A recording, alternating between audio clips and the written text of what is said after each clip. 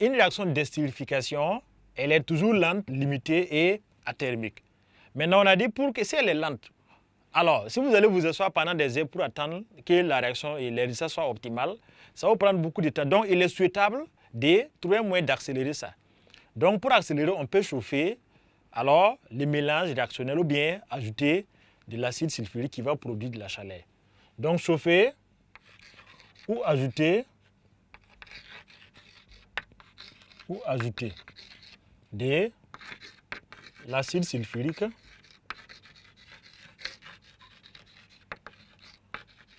pour accélérer la réaction.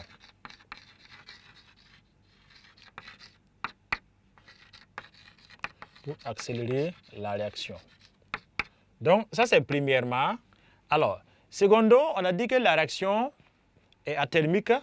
Alors, et tertio, on a dit que la réaction est limitée. Limitée, ça veut dire que tout ne réagit pas. Ça veut dire que nous devons alors apprendre à calculer un rendement. C'est qu'on peut calculer un rendement de la réaction. Alors, comme elle est limitée, son rendement qu'on appelle taux d'estérification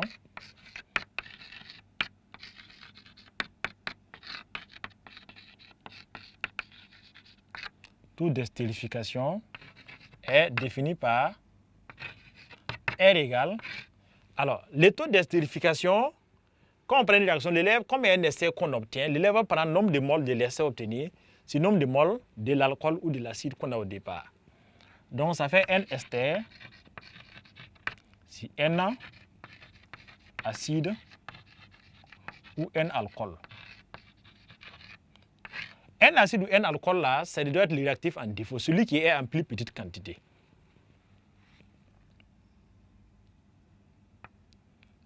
Ou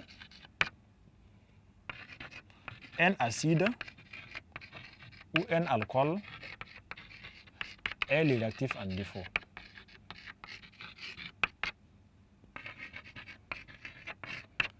Donc, je répète, réaction en défaut, vous devez calculer le nombre de moles, masse et masse molaire de chacun, des deux corps, trouver le nombre de moles des deux corps pour savoir lequel est en défaut, lequel est plus petit. Et on prend le nombre de moles d'ester divisé par le plus petit. Mais dans les cas où les deux sont en quantité égale, on parle de réaction équimolaire.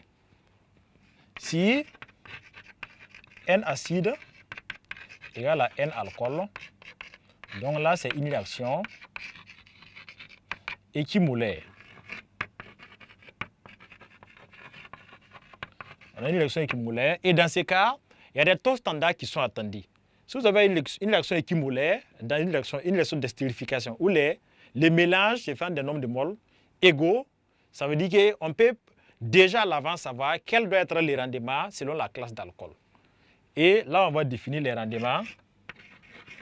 Si on a fait à un alcool primaire, le rendement R est autour de 67%. Si l'alcool est secondaire, le rendement est autour de 60%. Et si l'alcool est tertiaire,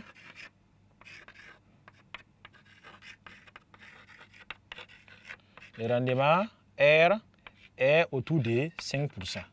Donc ça va aller de 5% jusqu'à vers 10%. Habituellement, c'est 5%. Donc voilà les rendements qu'on peut avoir. Donc, l'estérification dépend de certains facteurs, dont essentiellement la classe de l'alcool. Mais ça ne dépend pas de l'acide, ça dépend uniquement de la classe de l'alcool. Et par rapport à ces rendements qu'on a définis, si l'opérateur, l'élève ou l'apprenant veut augmenter les rendements, alors il peut jouer sur certains facteurs. Soit il va éliminer l'eau dans le mélange final, éliminer le low dans le mélange final.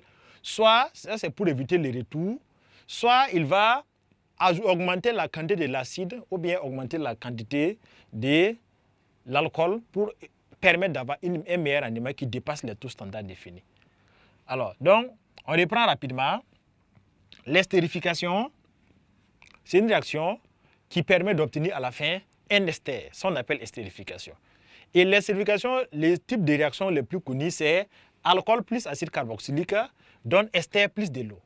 Et là, l'équation s'avère une double flèche. Donc, on a pris le cas de l'éthanol et de l'acide éthanoïque. Et voilà, on obtient cet ester-là plus de l'eau. Donc, les noms des esters, tout ça, c'est vu en classe de première. Donc, l'élève doit savoir comment nommer les esters. Et on va écrire de façon globale. Pour la réaction d'estérification, si l'alcool, si l'acide c'est RCOH et l'alcool c'est R'OH, on a indiqué si l'ester formé aura pour formule, on fait RCOO, RCO jusqu'à ici, on enlève les H et le OH pour former l'eau. Donc ce qui veut dire que le R' vient se fixer ici maintenant. R' et plus ça, H2. Donc voici l'équation générale d'estérification qu'on peut avoir avec la réversibilité. Et dans cette réaction, on chauffe pour accélérer la réaction parce qu'elle est lente. Dans cette réaction, comme elle est limitée, il y a un rendement qu'on peut définir.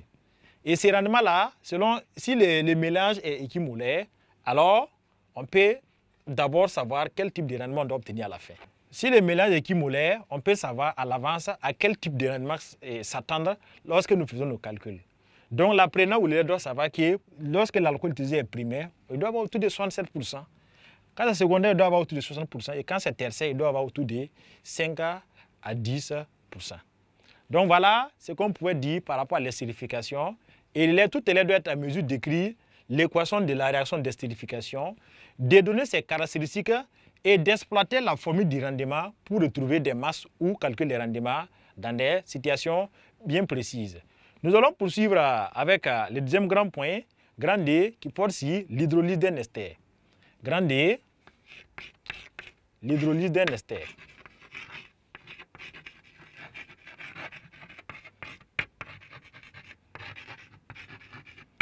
L'hydrolyse d'un ester.